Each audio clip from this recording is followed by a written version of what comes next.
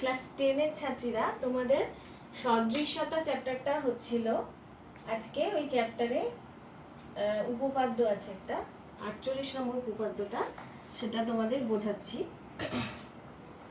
কি বলেছে যে কোনো সমকোণী ত্রিভুজের সমকৌণিক বিন্দু থেকে অতিভুজের ওপর লম্ব অঙ্কন করলে ওই লম্বের উভয় পার্শ্বস্থ ত্রিভুজদ্বয় সদৃশ এবং ওই ত্রিভুজগুলির প্রত্যেকে মূল ত্রিভুজের সঙ্গে সদৃশ।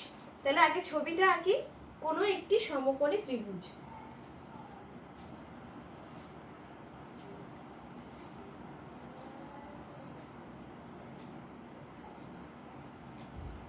সেটা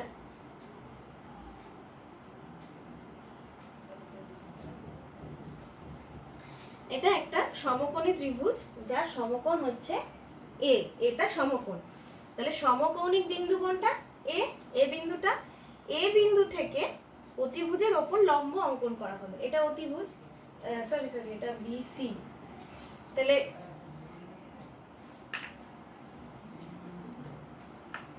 সি, তাহলে এ ডি লম্ব অঙ্কন করা হলো। সমকৌণিক বিন্দু এ থেকে বিসি এর ওপর এডি লম্ব অঙ্কন করা হলো। তাহলে দেখো লম্বের উভয় পাশে দুটো ত্রিভুজ উৎপন্ন হয়েছে। সেটা কি? এ বি ডি আর এ ডি সি। আর মূল ত্রিভুজ কোনটা? মূল ত্রিভুজ হচ্ছে এ বি সি। তাহলে আমাদের কি প্রমাণ করতে হবে? যে এই ত্রিভুজদ্বয় যে এরা সদৃশ এবং এরা প্রত্যেকে মূল ত্রিভুজের সাথে সদৃশ। তাহলে কি প্রমাণ করতে হবে? প্রমাণ করতে হবে, কি প্রমাণ করতে হবে? 1 নম্বর, ত্রিভুজ ডিবিএ ও ত্রিভুজ এবিসি সদৃশ। আরেকটা কি? ত্রিভুজ ডিএসি, এই ত্রিভুজটা, ত্রিভুজ ডিএসি ও মূল ত্রিভুজ এবিসি এর সাথে সদৃশ। আর নাম্বার 3 হচ্ছে এই যে এই দুটো ত্রিভুজ ডিবিএ আর ডিএসি, এরা পরস্পর সদৃশ।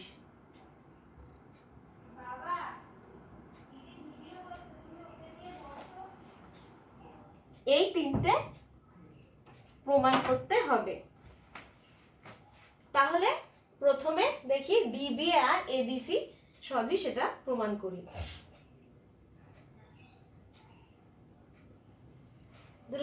ত্রিভুজ ডিবিএ ও ত্রিভুজ এবিসি। দেখো ডিবিএ ত্রিভুজের এই কোণটা সমকোণ। তার মানে বিডিএ সমান এই এবিসি ত্রিভুজের এই এ কোণটা সমকোণ, অর্থাৎ বিএসি এরা সমান। কেন? এরা উভয়েই 90 ডিগ্রি। আচ্ছা, এবিডি ডিবিএ ত্রিভুজে এবিডি আর এবিসি ত্রিভুজে এবিসি, দেখো এরা একই কোণ। তার মানে এবিডি ইকুয়াল টু এবিসি, একই কোণ। তাহলে অবশিষ্ট কি কোণ পড়ে থাকলো? অবশিষ্ট পড়ে থাকলো এই ডিবিএ ত্রিভুজের এই কোণটা আর এবিসি ত্রিভুজের এই কোণটা। এরাও সমান, অর্থাৎ অবশিষ্ট বিএডি ইকুয়াল টু অবশিষ্ট বিসিএ। তাহলে কি হয়ে গেল? এই দুটো ত্রিভুজ সদৃশ কোণী হলো।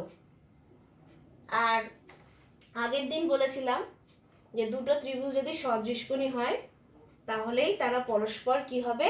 সদৃশ হবে। তাহলে এই দুটো ত্রিভুজ পরস্পর সদৃশ, মানে আমার এই 1 নম্বর প্রমাণটা হয়ে গেল। নেক্সট কি দেখাবো? যে ত্রিভুজ ডিএসি, 2 নাম্বারটা দেখো, ত্রিভুজ ডিএসি আর ত্রিভুজ এবিসি।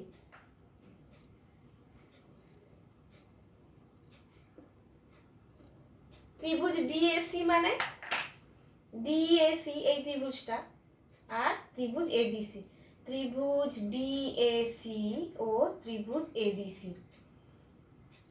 ডিএসির দেখো এই কোণটা সমকোণ, আর এবিসি ত্রিভুজের এই কোণটা, তাহলে কি লিখবো?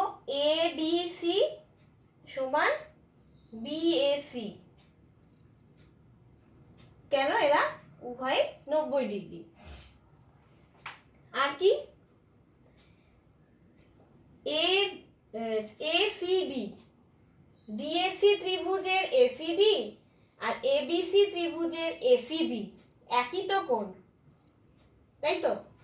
তার মানে এসিডি সমান এসিবি, একই কোণ এরা। তাহলে অবশিষ্ট কি কোণ পড়ে রইল? অবশিষ্ট পড়ে রইল এই ডিএসি ত্রিভুজের এই কোণটা আর এবিসি ত্রিভুজের এই কোণটা। তাহলে অবশিষ্ট এই কোণ দুটো সমান হবে, অর্থাৎ অবশিষ্ট সিএডি সমান সিবিএ। তাহলে কি হলো? এই ত্রিভুজ দুটো কি হয়ে গেল? সদৃশকোণী। আর সদৃশকোণী মানেই এরা কি পরস্পর সদৃশ। তাহলে এটাও হয়ে গেল। আচ্ছা, এখানে পরস্পর লিখে নেবে, এরা পরস্পর সদৃশ।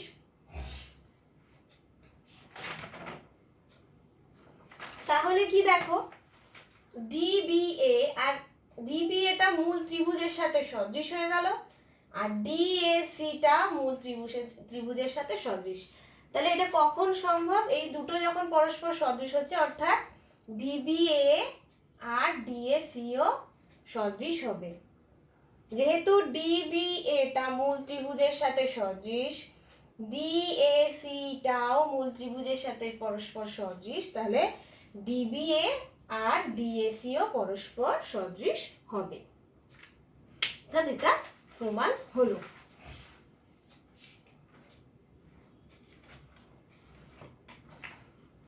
আচ্ছা, এবার এই উপপাদ্য পরে দেখো কিছু প্রয়োগ আছে। এই উপপাদ্যতে যেটা আমরা রেজাল্টটা পাচ্ছি সেখান থেকে কিছু প্রমাণ।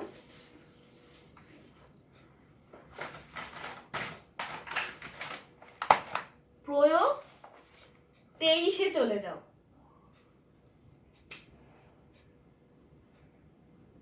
প্রয়োগ 23 কি বলছে?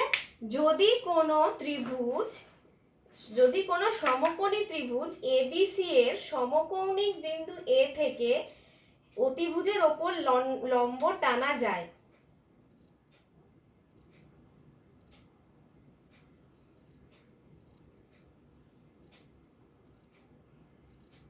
তাহলে সমকৌণিক বিন্দুটা বলে দিয়েছে এ, তাহলে ত্রিভুজটার নাম দিলাম এবিসি, যার এ কোণটা সমকোণ, অতিভুজের ওপর লম্ব টানা যায়, ধরলাম অতিভুজটা হলো এডি, এবং যদি এসি এবি বিসি ক্রমিক সমানুপাতি হয়, এসি এবি আর বিসি ক্রমিক সমানুপাতি, তার মানে কি দেওয়া আছে?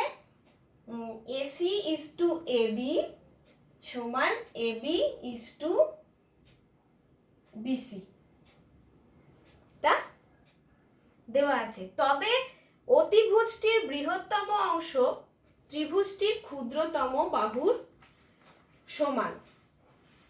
অতিভুজটির বৃহত্তম অংশ, আচ্ছা অতিভুজ কোনটা? অতিভুজ হচ্ছে বিসি, তাহলে বিসি এর বৃহত্তম অংশটা ত্রিভুজটির ক্ষুদ্রতম বাহুর সমান। তা ধরে নিচ্ছি যে এসিটা হচ্ছে কি ক্ষুদ্রতম বাহু, তাহলে আমি কি প্রমাণ করব? এখানে বৃহত্তম অংশ কোনটা? দেখো এই এডিসি ত্রিভুজের, যেহেতু এসি অতিভুজ, এডিসি ত্রিভুজের এটা তো সমকোণ, তার মানে এসি অতিভুজ, তাহলে এসি কখনোই ডিসির সমান হতে পারে না, কারণ অতিভুজ কখনোই ভূমি বা লম্বের সমান হবে না, সবসময় তার থেকে দৈর্ঘ্যে বেশি হবে। তাহলে এসি সমান ডিসি প্রমাণ করার কোনো জায়গা নেই, তাহলে কি প্রমাণ করতে হবে?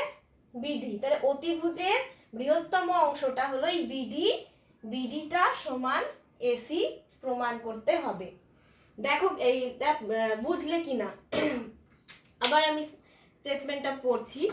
যদি কোনো সমকোণী ত্রিভুজ এবিসি, সমকোণী ত্রিভুজ এবিসি এর সমকৌণিক বিন্দু এ থেকে অতিভুজের ওপর লম্ব টানা যায়, অতিভুজের ওপর লম্ব হচ্ছে এডি, এবং যদি এসি এবি এবং বিসি ক্রমিক সমানুপাতি হয়, এই যে তার মানে এসি ইস টু এবি এবং এবি সমান সমান এবি ইস টু বিসি, তবে অতিভুজটির বৃহত্তম অংশ ত্রিভুজটির ক্ষুদ্রতম বাহুর সমান। ধরে নিচ্ছি ত্রিভুজটার ক্ষুদ্রতম বাহু হচ্ছে এসি, তাহলে এসিটা কার সমান হবে? বিডির সমান না ডিসির সমান? ডিসি কখনোই এসির সমান হবেই না, কেন কি এডিসি একটা সমকোণী ত্রিভুজ, সমকোণী ত্রিভুজের এসি একটা অতিভুজ, তাহলে অতিভুজ কখনোই ভূমি সমান হতে পারে না, সবসময় বেশি হবে, তার মানে এসি সমান ডিসি এই প্রমাণটা কখনোই হবে না। তাহলে বাকি যে অংশটা সেটা বৃহত্তর অংশ বিডি, তাহলে বিডি সমান এসি, এটা প্রমাণ করতে হবে। এবারে প্রমাণে যাচ্ছি। একটু আগেই আমরা উপপাদ্য 48-এ প্রমাণ করেছি যে এ বি ডি আর এ বি সি পরস্পর সদৃশ হবে, যেহেতু কি এই এডিটা লম্ব এই সমকৌণিক বিন্দু থেকে, তার মানে কি এ বি ডি ও এ বি সি এরা সদৃশ, পরস্পর সদৃশ। সদৃশ হলে আমি বলতে পারি বিডি বাই এবি সমান AB by BC. AB by BC, AB হচ্ছে এই লম্বের বিপরীত বাহু, বিসিও তাই, আর বিডি বাকি যে কোণগুলো আছে তার সমান কোণগুলোর বিপরীত বাহু, তাহলে এটা সমান হলো। আর এটা 1 নম্বর দিক।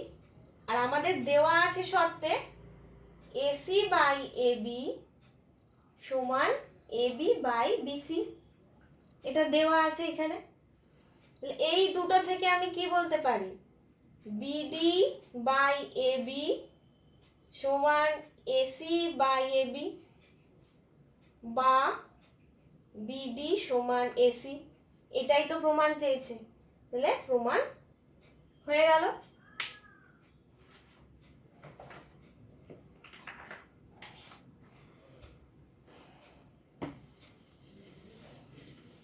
এবার চলে যাও প্রয়োগ 24-এ।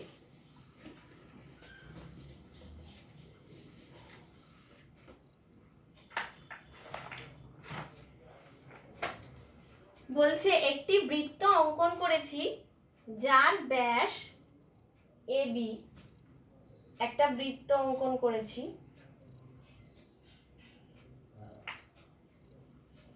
যার ব্যাস হচ্ছে এবি,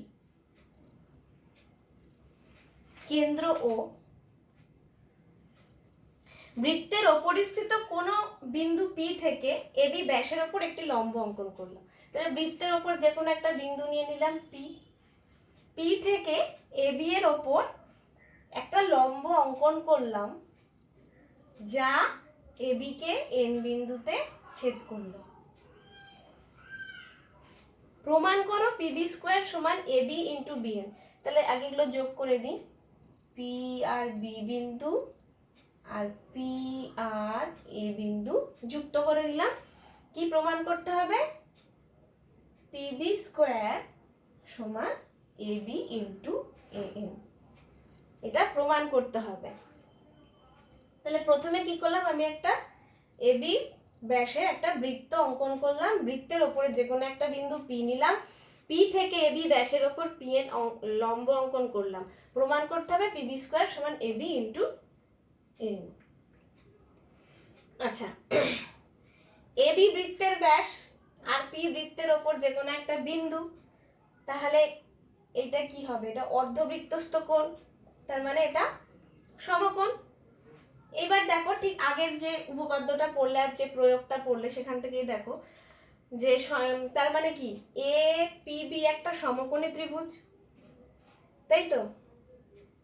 আবার যেহেতু পি এনটা এ বি এর ওপর লম্ব, তাহলে এই দুটোও সমকোণী ত্রিভুজ, মানে পি এন বি আর পি এন এ এই দুটোও সমকোণী ত্রিভুজ।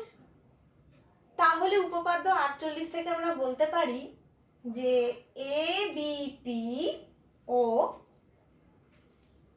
পি বি এন ত্রিভুজ পরস্পর সদৃশ।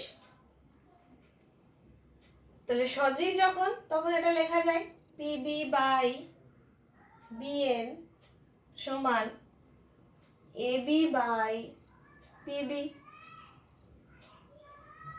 বা পি বি স্কোয়ার সমান এ বি ইন্টু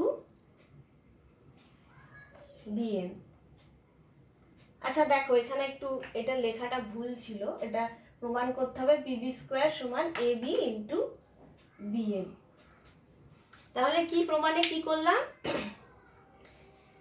যেহেতু এই কোণটা সমকোণ, অর্ধবৃত্তস্থ কোণ, তাহলে এ পি বি একটা সমকোণ। আবার যেহেতু পি এনটা এ বি এর ওপর লম্ব, তাহলে পি এ এন আর পি এন বি এরাও সমকোণ। তাহলে উপপাদ্য 48 থেকে আমরা যে রেজাল্টটা পেলাম সেটা হচ্ছে তাহলে কি A B P R P B N এরাও পরস্পর কি হবে? সদৃশ হবে। আর সদৃশ হলে আমরা বলতে পারি P B by B N সমান A B by P B. তাহলে এখান থেকে আমরা এটা পেয়ে গেলাম, এটাই আমাদের প্রমাণ করতে বলেছে। তোমরা এই প্রয়োগটা আর উপপাদ্যটা খুব ভালো করে বোঝার চেষ্টা করবে। যদি বুঝতে না পারো, অসুবিধা হয়, তাহলে গ্রুপে জানাবে।